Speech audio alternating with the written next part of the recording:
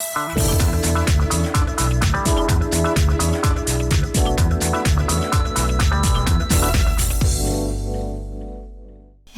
and welcome to VOA's Red Carpet.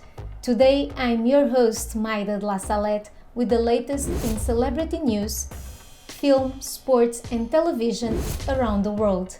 Let's begin. A Happy New Year to you all.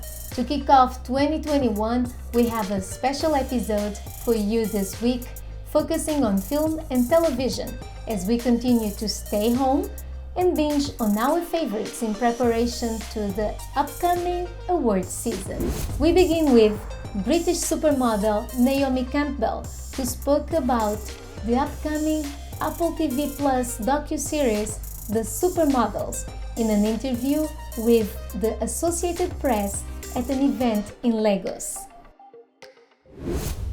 The series explores how she and fellow models Linda Evangelista, Cindy Crawford, and Christy Turlington rose to fame in the late 1980s. The four women co-produced the series, along with Ron Howard and Brian Grazer. It's about our life. It's about the Cindy's life, my life, Christy's life, Linda's life, basically how we came together, how we've worked together, how we've remained friends of all these years, and what we've been through in the experience of being in the business for all these years. Behind the scenes, yes, because I did put the deal together, but I think it's important because we get to really tell our story the right way instead of people trying to tell our story for us. The series shows how Campbell and other so-called supermodels transcended the brands they modeled for to become superstars in their own right with immense cultural capital. It will also feature exclusive portraits of the women, taking an intimate look at their ongoing friendships and the highs and lows of global fame. I'm looking forward to this journey, and I hope people will understand a lot more about me and Linda and Cindy and Christy, because I think they just think about famous. It's not what it is. It's a lot of hard work. Film company Solidify Productions and the distribution branch of Urban Home Entertainment, Trial X Fire, have teamed up for the release of two films now available on Amazon Prime and Vimeo. The feature film titled Joseph tells the story of a young Jamaican doctor who hopes to reconnect with family from the Ashanti tribe in Ghana. Shot in Ghana, Jamaica, and Barbados, the film won Best Diaspora Narrative Feature at the 2020 African Movie Academy Awards. Preserving the family legacy is also your responsibility. You are descendant of Nani, many mighty warriors. The documentary film titled The Unity Ride tells the journey of two cyclists on a 2,700-mile excursion from New Orleans to Toronto to map out a path of the Underground Railroad. The film conveys how the two men from different backgrounds come together for the journey and ultimately become very close. Let's start off 2021 on a kind note. That's what filmmakers Kahani Cooperman and John Hoffman hope to bring to light in their documentary, The Antidote, which offers stories about acts of kindness in communities across America. The filmmakers tell VOA's Penelope Pulu that their film reflects Americans' collective humanity and empathy. Kindness is the word that inspired Emmy Award-winning filmmakers Kahani Cooperman and John Hoffman to make The Antidote. The documentary focuses on how American communities across the country are coming together in times of need. My name is O'Connell. I'm Dr. O'Connell. What do you need? Anything? I need mental health. Dr. James O'Connell, founder of Boston Healthcare for the Homeless, goes out in the streets to treat homeless people. I'm Russell. I work here at the college. Tell me your name again. In Amarillo, Texas, Russell Laurie Hart, president of Amarillo College, helps underprivileged students manage their personal lives, thrive academically, and escape generational poverty. At Peter Johansson High School in Modesto, California, Sherry McIntyre teaches a class about religious tolerance and the diversity of faith in America. We need to protect the rights of the smallest minority, because in doing that, we're protecting our own rights. We can't get too comfortable. We have to stand up for each other. The stories go on and on. We came up with 6 questions that completely informed our creative process, which are: how do we raise our children? How do we teach our children? How do we take care of the sick and the dying? How do we live and work together? How do we welcome the stranger? And how do we lead? Hoffman says the film was made as a counterpoint to the growing political and social divisions in America. Those stories are all examples of working to right these systemic wrongs that we call fundamental unkindnesses. It's, fundamentally unkind to not have a safe place to sleep. Fundamentally unkind to not have access to health care.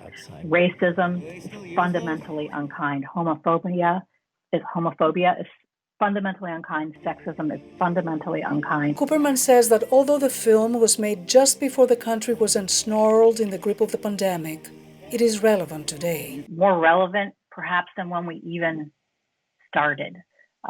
Certainly with COVID, it was about communities coming together. Such as how communities in Anchorage, Alaska are welcoming African refugees, or how elderly communities in Portland, Oregon are caring for children in foster care. The filmmakers hope the documentary inspires people to reach out to one another and to feed the force of good, rather than fan the flames of hatred and divisiveness.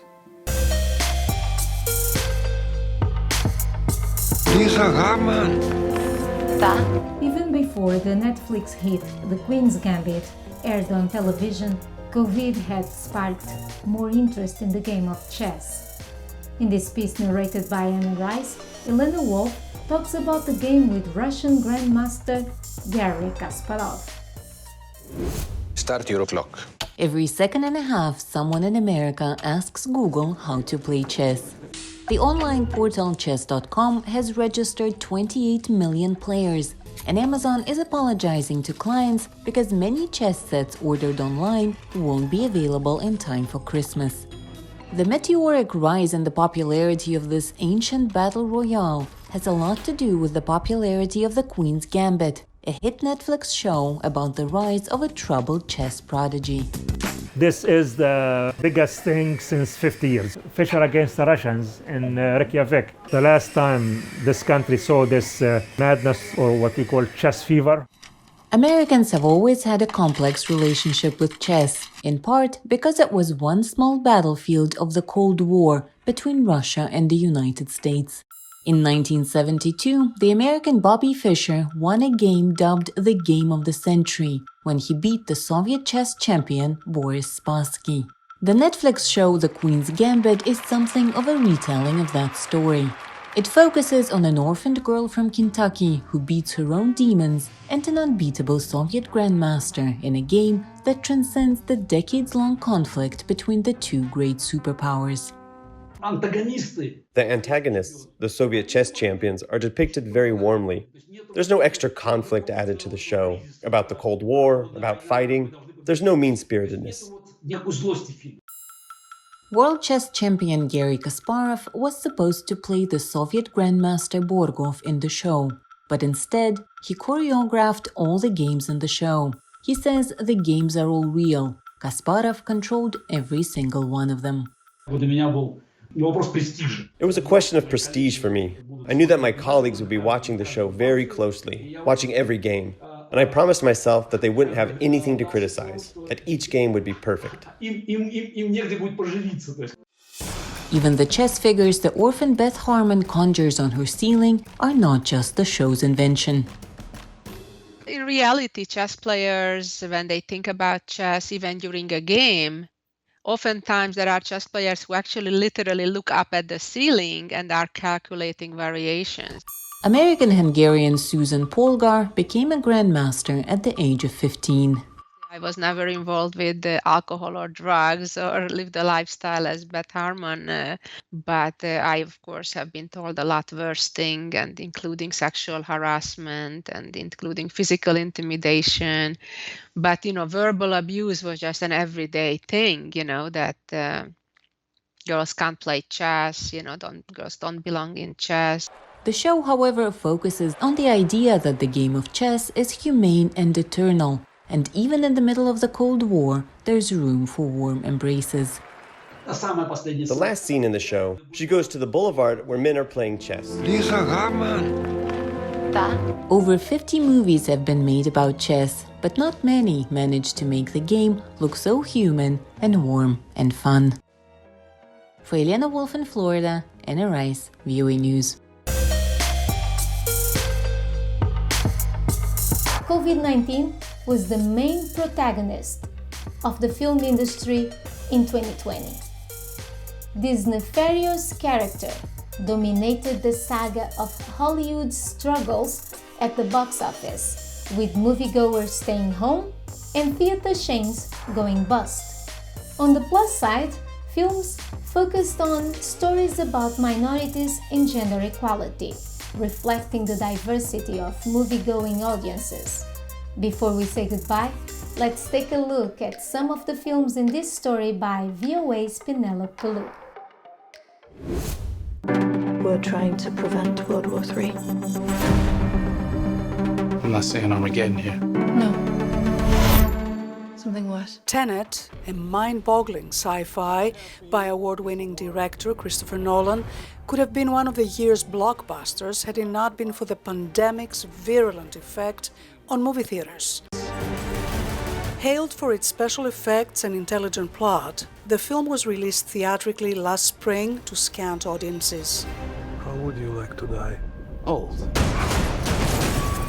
You chose the wrong profession.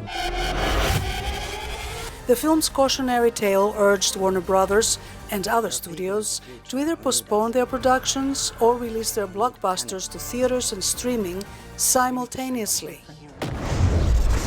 One of those is Wonder Woman 1984. The Warner Brothers superhero sequel by filmmaker Patty Jenkins, starring Gal Gadot, is playing both on the large screen and on TV for HBO Max subscribers. Warner Brothers announced all of its 2021 blockbusters will open on HBO Max and movie theaters at the same time. Pixar's animated film Soul is playing on Disney's streaming platform Disney+. Heading to a music audition, pianist Joel Gardner, played by Jamie Foxx, has a serious accident.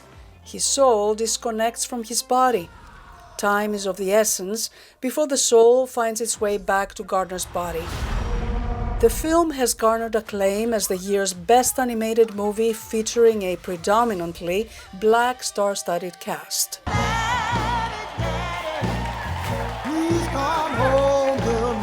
Ma Rainey's Black Bottom is a film adaptation of the theater play by Pulitzer Prize winner August Wilson. Oscar winner Viola Davis stars as the 1920s mother of the blues, Ma Rainey, performing next to ambitious trumpeter Levi, played by Chadwick Boseman, in his final role before his death last August. Boseman may receive an Oscar posthumously for this role. The film is streaming on Netflix. It wouldn't be the holidays without a Tom Hanks blockbuster. News of the World, a Western drama, follows Captain Kidd, a widowed Civil War veteran played by Hanks, on a perilous journey accompanying an orphaned girl to her relatives. The girl had lost her family and had been raised by the Kiowa, a Native American tribe. The film throws light on white children who were abducted and raised by Native Americans in the 1800s and the difficulty these kids had rehabilitating into Western culture. Universal Studios hedges that this Oscar hopeful with Tom Hanks and director Paul Greengrass at the helm will bring wide audiences into movie theaters this holiday season. Penelope Pulu, VOA News, Washington. Thanks for watching VOA's Red Carpet. It was a pleasure being here with you. I'm Mayra de la Salette. Production was with Bárbara Santos. For more on your entertainment news, check us out on www.voanews.com or on Facebook, Twitter, or Instagram. Until next time, everyone.